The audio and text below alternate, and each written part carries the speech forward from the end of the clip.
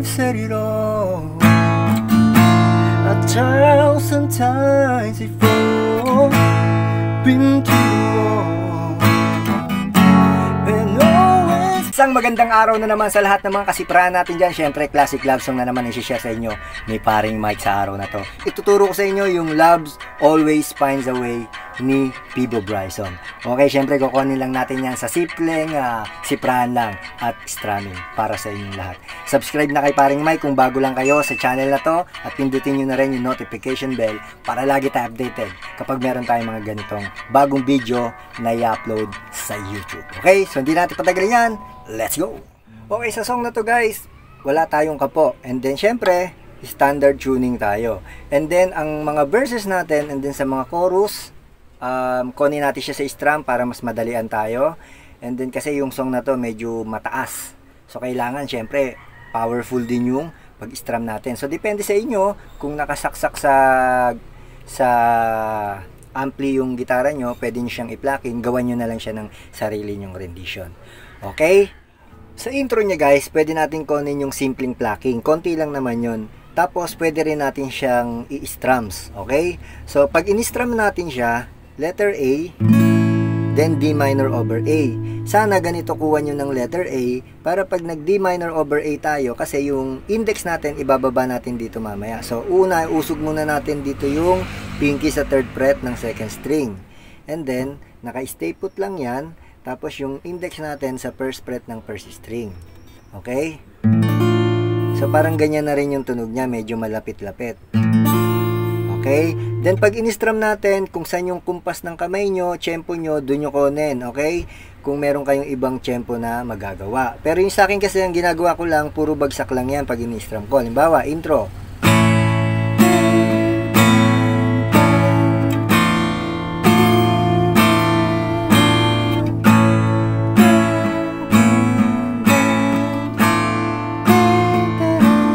Tapos verse 1. Okay? So, depende sa inyo kung meron kayong ibang kumpas ng kamay nyo o tempo nyo. Okay? And then, atag dito, plucking naman, parang ganito kasi yung tunog niya. Ganyan. Tapos,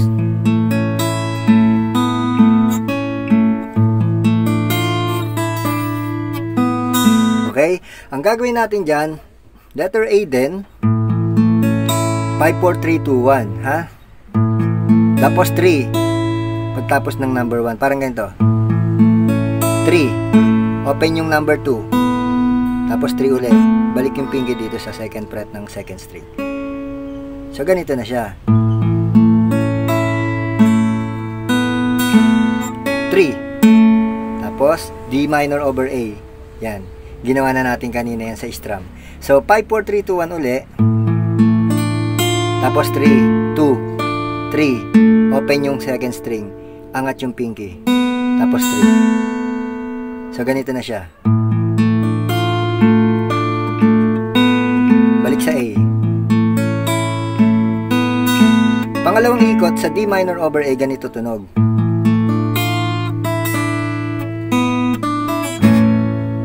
Tapos verse 1. Okay? Yung pangalawang ikot niya sa D minor over A, 5, 4, 3, 2, 1 din naman yun.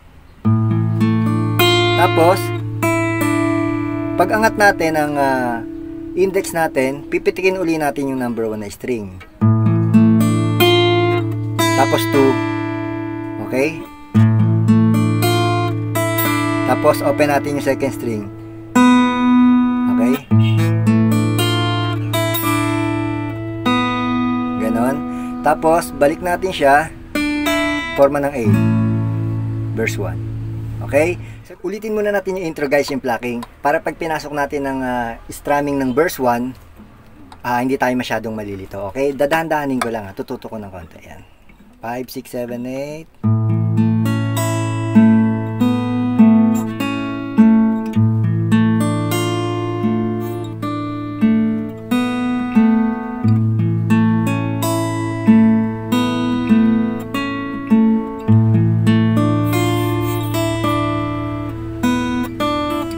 Verse 1. We've said it all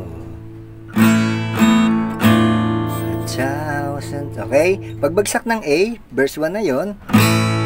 Weeps, hinga ng konti. Tapos, 1,000 times before into the wall and always B minor 9. Pagtaas ng F sharp minor, ha, okay? Tararantan. Ang B minor 9 natin, guys, kung naka F sharp minor tayo, galing tayo dyan, stay put natin to, ito angat natin, and then itong index, ipaplat lang natin dito, okay? Yan. Kuha, alisin ko yan. Kuha, yan, ha? Tapos E, tapos F minor, F sharp minor ulit, yan, tapos G, tapos E. Yan, hanggang dyan yung verse 1 natin. And then, uulitin lang natin yung chords na yon sa second verse, okay? So, ulitin muna natin yung verse 1, guys, ha? Para mas malinaw, ha? I-strum lang natin. 5, 6, 7, 8. We've said it all. Tararan, tararan, tararara.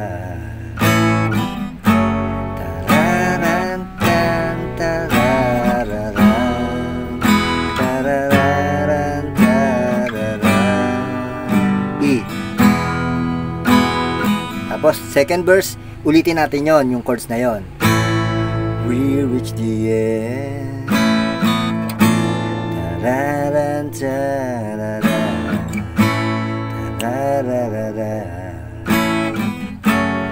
Tararan, tararara. Tararara. Tararara. A, chorus na yung pasok doon, okay? Okay, so pasadaan ko muna yung chorus natin, guys, para hindi tayo masyado malito. Pwede nyo na rin ako sundan, okay? 5, 6, 7,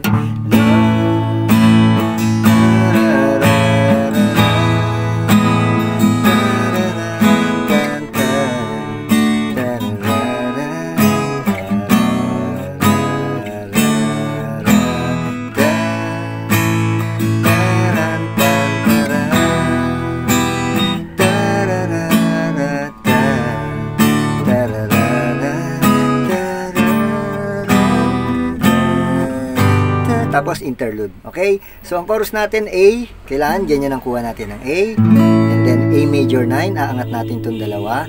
Itong index mapumunta sa first fret ng third string, yan. Tapos D, okay? Then C sharp minor 7, then B minor 7, mabilis ang lipat niya, papuntang C sharp minor 7, then letter D, then letter D. Okay, sa pasa natin. 5, 6, 7, 8, major 9, D, C sharp minor 7,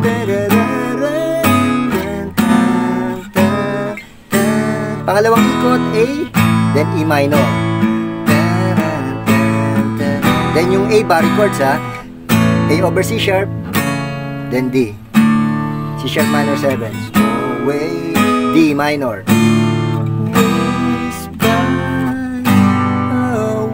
interlude, ganito. Away.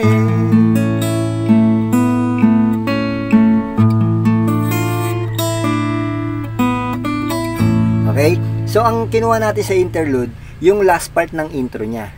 Okay? So, ulitin natin. Interlude, ha?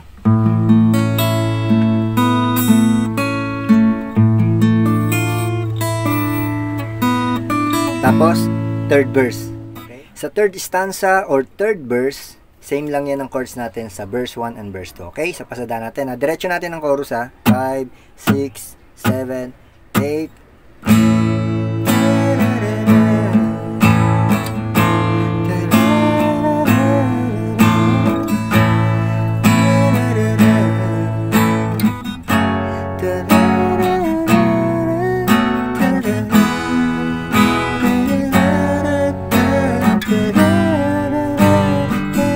Chorus.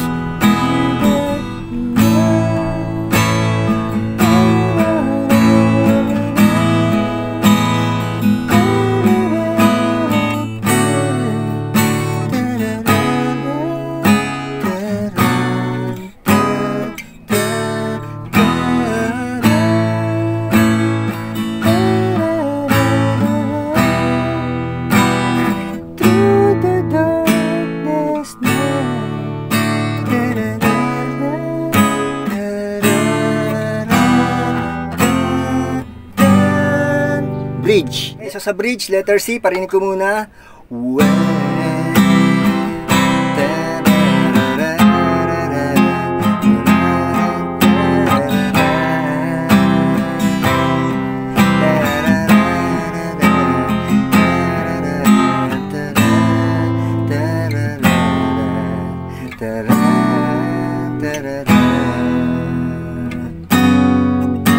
Tapos, sunod na version. Okay? So, letter C.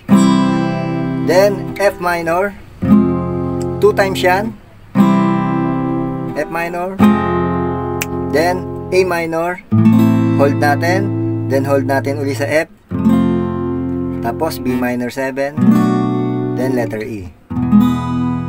Okay? So, bridge uli ha. 5, 6, 7, 8, 1.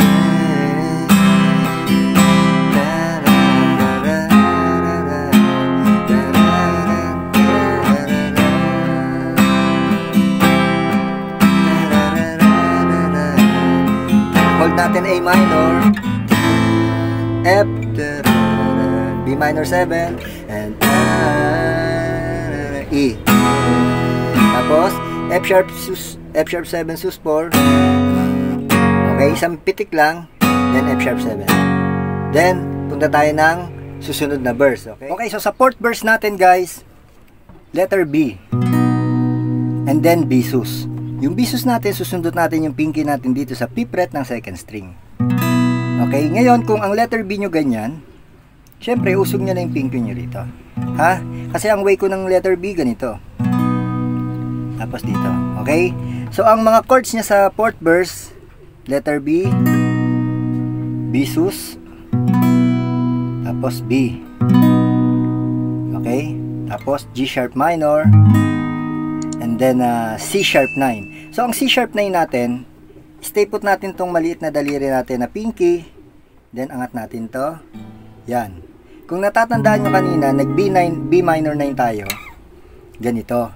Siyempre, umangat tayo ng dalawang fret, kaya dito na yon yung chords natin na C sharp 9. Kaya yung forma ng B minor 9, same lang siya dito. Sa C sharp 9. Okay? And then F sharp, G sharp minor, A, then F sharp. Okay? Kuha ba guys? So, ulitin natin ha. Titipahin natin. Dahan-dahan lang para maayos. 5, 6, 4, verse.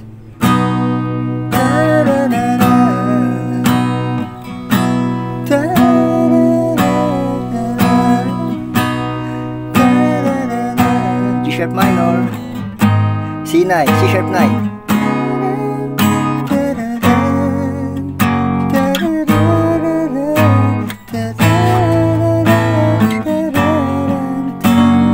Chorus. Okay, siyempre ang chorus natin, dahil nga tumas tayo ng dalawang fret, magiging letter B. Tapos, B major 9. Ang B major 9 natin ay ganito. Yung middle finger natin nasa third fret ng third string. And then yung ring finger nasa fourth fret naman ng fourth string. Okay? Kung nahirapan tayong i-press yan, minsan kasi hindi tumutunog dito sa second string, pindot natin dito yung pinky natin sa fourth fret ng second string. Gawin nating B major 7. Pwede yan, matining din ang tunog niyan. Halimbawa, B major 7 sunod. Diba? Pwede rin yan. Ngayon, pwede rin B major 9, angat nyo lang. Mamili lang kayo, ha? Pwede naman yan parehas na chords na yan. Okay? Tapos, letter E. E flat major 7, E flat minor 7. Dito. Yan. Okay? Tapos C sharp minor 7, mabilis ang lipat niya papunta ng E flat minor 7. Tapos E. Yun yung unang ikot dito sa chorus na to. Okay? Ulitin natin ha. 5, 6, 7, 8. O, bahala na kayo dito kung ano gagamitin nyo. E. E flat minor 7. Yan.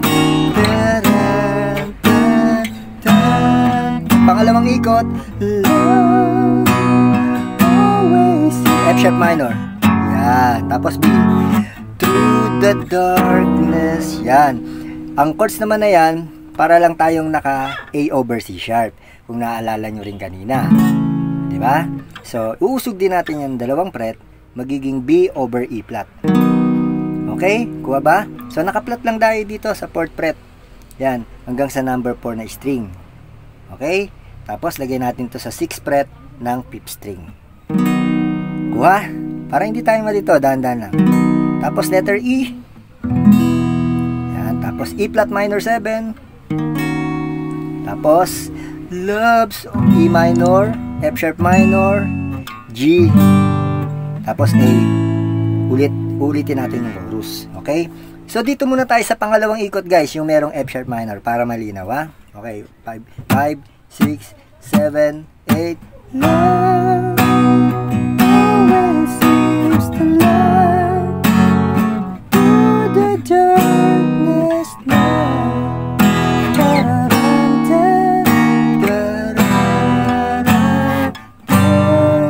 Ulitin natin yung chorus.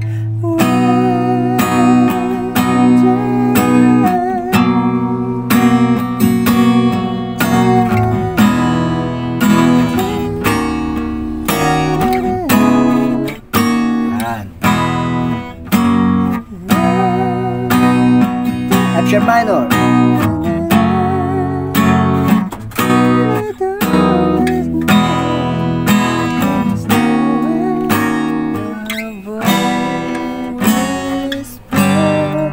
Ulit-ulit na lang yan.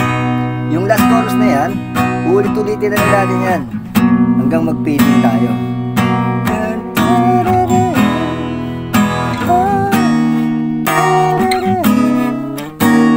Kuha.